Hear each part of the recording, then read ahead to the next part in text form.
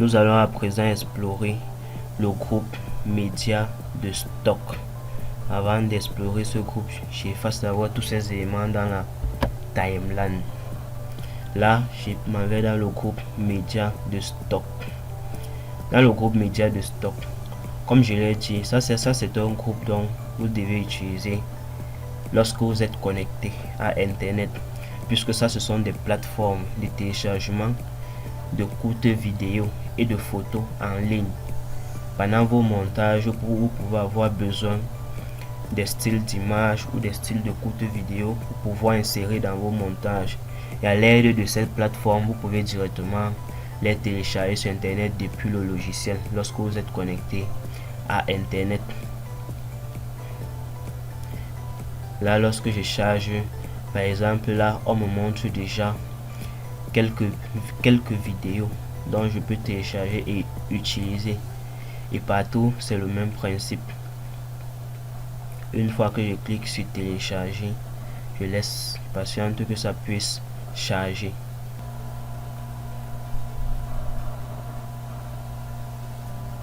Une fois donc que ça termine, là je peux cliquer et visualiser tout simplement.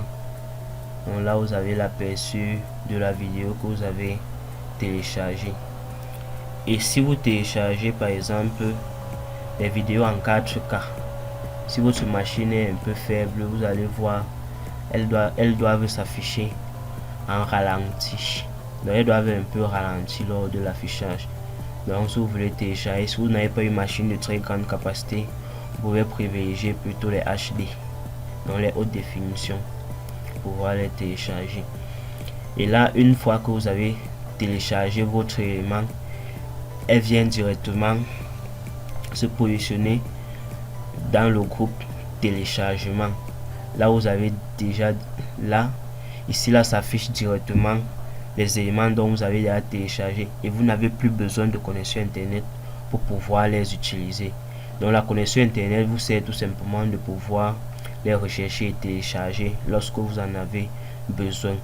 Là vous avez plusieurs plateformes qui vous offrent plusieurs trucs dont vous pouvez télécharger directement depuis le logiciel.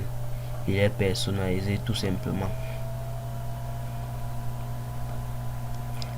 Si elle vient par exemple dans Pixel, dans vidéo, je peux rechercher peut-être, si je tape là peut-être écran télévision, ou je tape écran TV et lance la recherche. Bon là on dit que ça n'existe pas. Attendez, je puisse bien écrire.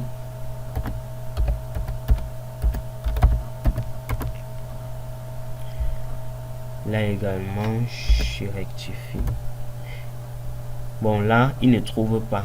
Et si je mets tout simplement écran et je lance, également il ne voit pas. Si je m'en vais plutôt sur les images, vous voyez, sur les images ça me donne quand même quelque chose. Et si je tape plutôt télévision,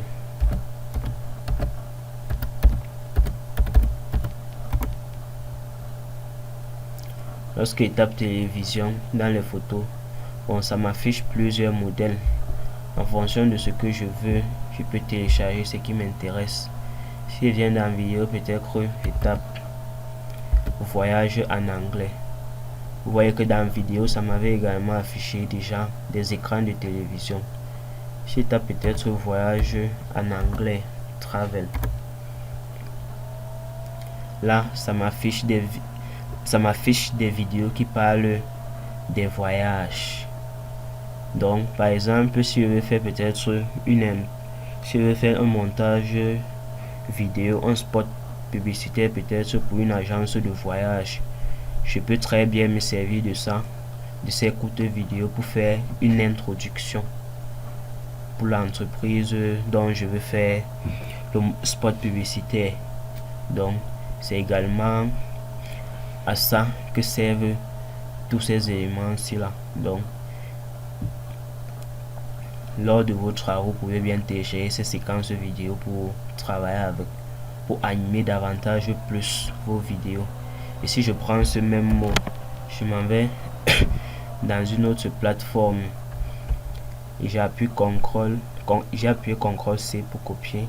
Maintenant j'appuie CTRL V de mon clavier pour coller. Et là j'appuie ma touche entrée pour lancer la recherche. Là ça m'affiche également presque les mêmes vidéos. Et là si je viens à ce niveau, et puis également, bon, à ce niveau ça propose uniquement des images que vous pouvez toujours utiliser.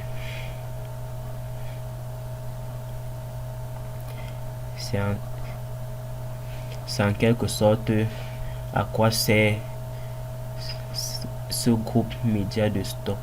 Donc, à partir de ce groupe, vous pouvez télécharger plein de choses depuis internet et utiliser directement dans votre vidéo.